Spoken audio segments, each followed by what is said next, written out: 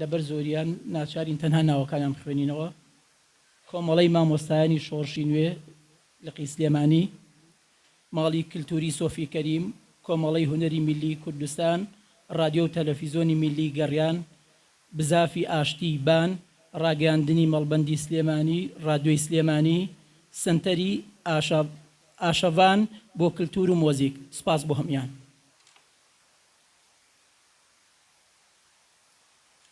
کەسێ ناپرسێ هەواڵی ئەم شارە جەنجاڵ و تەنگە، قەت ئەم شارە وا نەبینیوە ئەڵەی بتێکی بێدەنگە.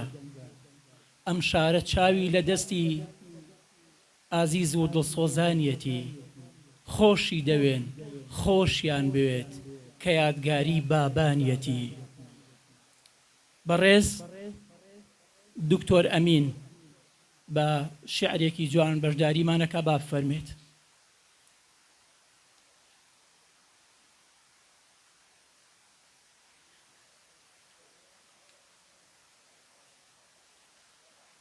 دیوارتان باش، هەموو لایەکتان بەخێر بێن.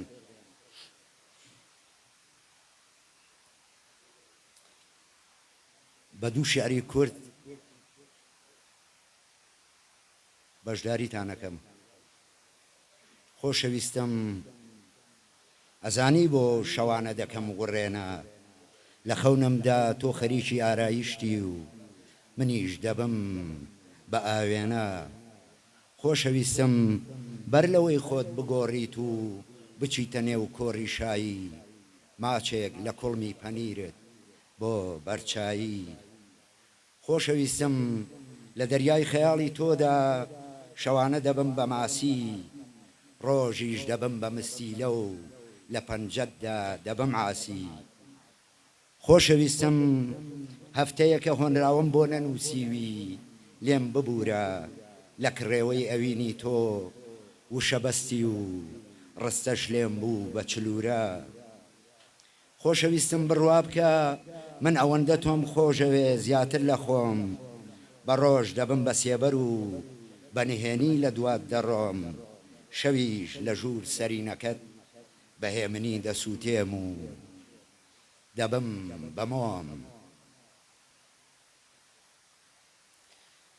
ماڵی ئێمە دیوارەکانی کەڵەکن لە بەردی مەراقی لەرزۆک، ماڵی ئێمە گڵێبانە و دارە ڕاکەی دەستەکی زریکەی قرچۆک.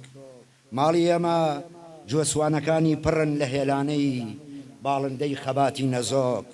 ماڵی ئێمە کەندووەکانی لێوان لێون لە دانەوێڵەی تاڵ و مژدەی نەکڵۆک. ماڵی ئێمە دەرگاکانی کڵۆم درا و شێلوونەکان وان لە مشتی وەردیانی دراوسێی نەیار و چاوچنۆک.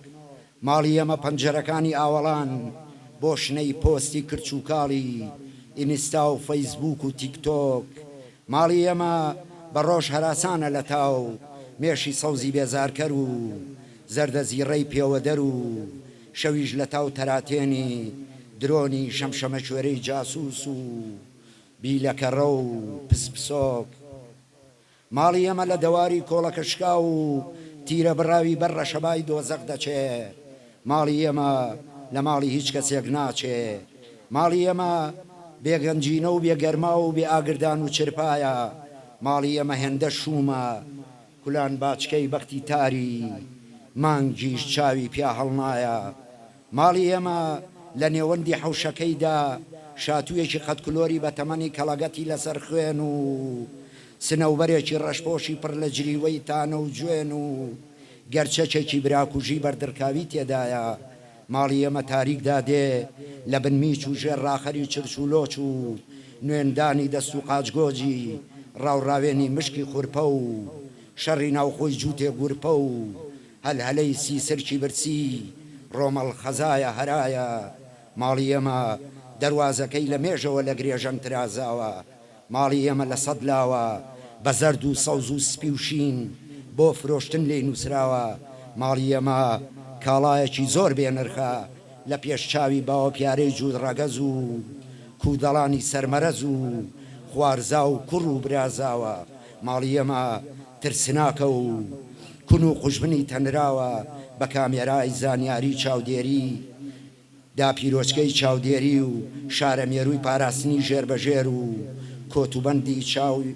کۆتوبەندی چەوتی خێڵ و لەوچەی ئاینی ئەفسانەیی زمانی هاواری بەستراوە ماڵی ئێمە لە پەڕاوی تۆماری داوان نووسراوە یەک نهۆم و چوار پشتیر و داڵانێکی ڕووکراوە خاوەنداری دیاکۆیە و گۆتی و لۆلۆی تێژیاوە ماڵی ئێمە دەلاقەی لای ڕۆژهەڵاتی بەقڕ و خوێنی کەربەلا و دەستی وەستای شارەزای عەمامە ڕەش سواغ دراوە ماڵی ئێمە چەپەری باکووری شپرزە و بەرەڵایە بەدەست ورچی سپی ڕووس و گورژی بۆری قارداشەوە ئێسکی پەراسووی شکاوە دوا هەناسەی گیانەڵایە ماڵی ئێمە هەموو مانجێکی سەفەرە و چوار وەرزەکەی خەزەڵوەرە و چاوەڕوانی کاروانێکی بێڕابەرە ماڵی ئێمە زۆر سوپاس.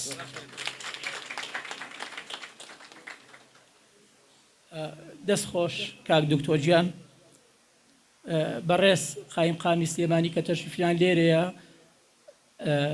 برۆزکەی پیرۆزبایی یەکەن سوپاسیانەکەین کۆمەڵی فۆتۆگرافانی کوردستان سوپاسیانەکەین کۆمەڵی کوردستانێکی سەوز سوپاسیانەکەین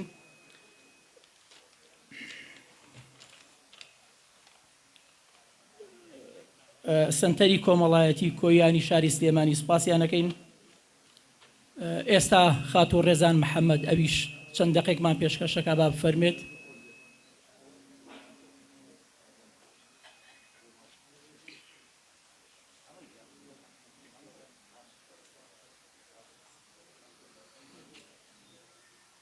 ئێوارەتان باش بەخێر بێن سەر و سەرچاوم من و خولیا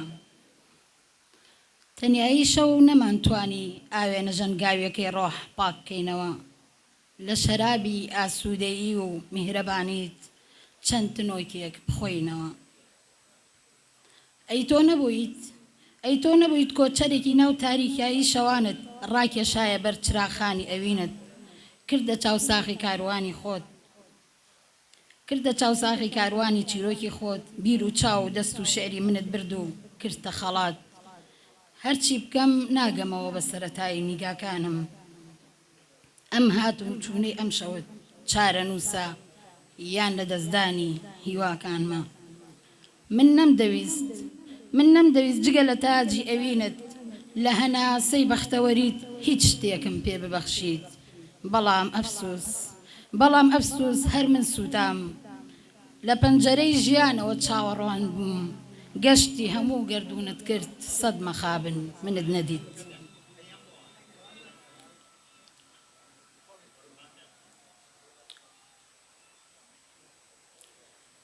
ئەو شەقامانەی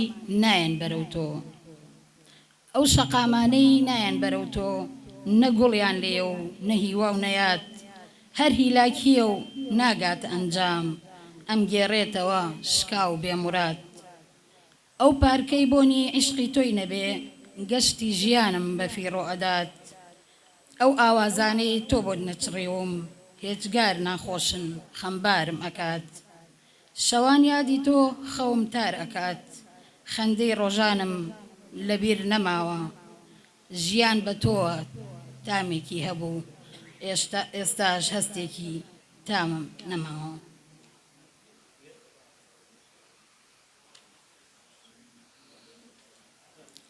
پاش 7 ساڵ دیدارێک چاوەڕێت بووم پاش 7 بەهار هەموو ڕۆژێک پەردەی پەنجەرەی ژوورەکەم لا دەبرد و دڵم خێراتر لە زەنگی ئاگاداری ڕادەچڵێکی 7 بەهارە بە ئەسرین گوڵ پاراوەکەم بە بێگوڵی خەندەیەکت سپاردە پاییزی تەمەن دڵم لەگەڵ پاییزی چاوەڕوانی داگیانی سپارد چاوەڕوانیم لە دەلاقەی ئەوینداری زۆر خۆشتر بوو لە دیدارێک کە دابڕان کاتە دەستپێکی ژوان چۆن دڵت هات دەست بنێیتە بینی خەون و خۆزگەکانم 7 بەهارە بۆت دەسووتێم ئەی بێدڵە بێهەستەکەم 7 پاییزە سەرگەردانم زۆر سوپاس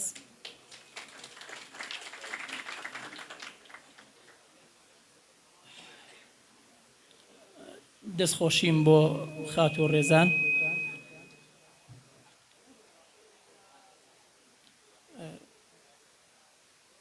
بروسکەی پیرۆزبایی کۆمەڵی کەلەپوری کورد، کۆمەڵی کەلەپور و فۆرکلۆری کورد، سنتەری ڕۆشنبیری بابان، کۆمەڵی شاخەوانانی کوردستان، گروپی شاخەوانی شەید حەسیب، ڕێکخراوی شاخەوانانی کوردستان، ڕێکخراوی شنەبای خاک، ڕێکخراوی ڕۆشنبیرانی کورد بەریتانیا، سنتەری چالاکی گەنجانی سلێمانی. ئێستاش گروپی هەڵپەرچێ و مۆزیکی میلی هونەری سەر بە ڕێکخراوی هونەرمەندانی میلی کوردستان چەند چالاکێکمان پێشکەشەکەن بە گۆرانی کاکێ من وەستاگەر و کاک ئاماژ دەربەندی با فەرمونون.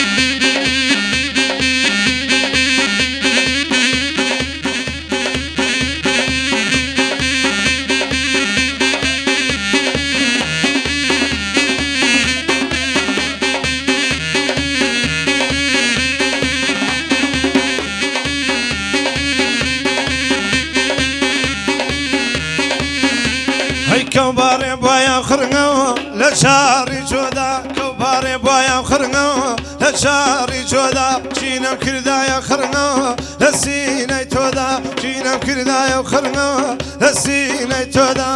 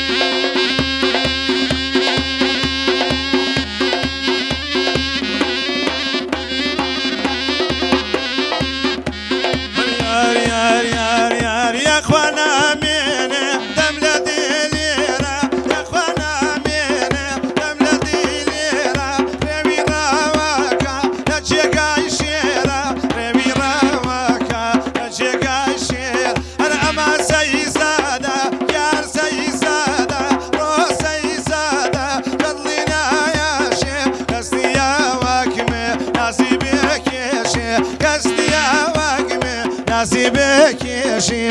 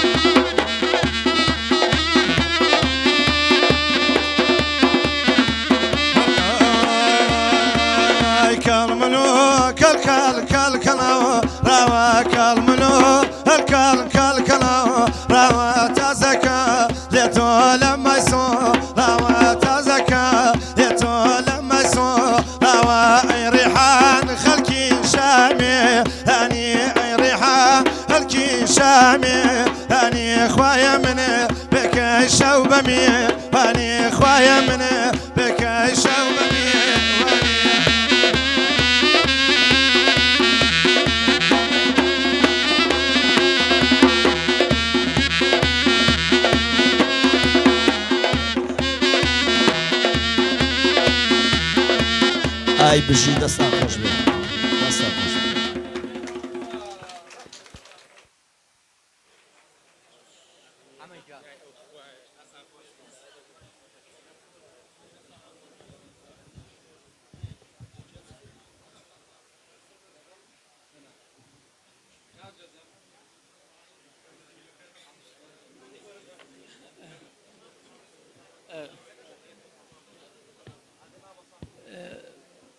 بەخێر بێنەوە لەشتان ساغ بێ بروسکەی پیرۆزبایی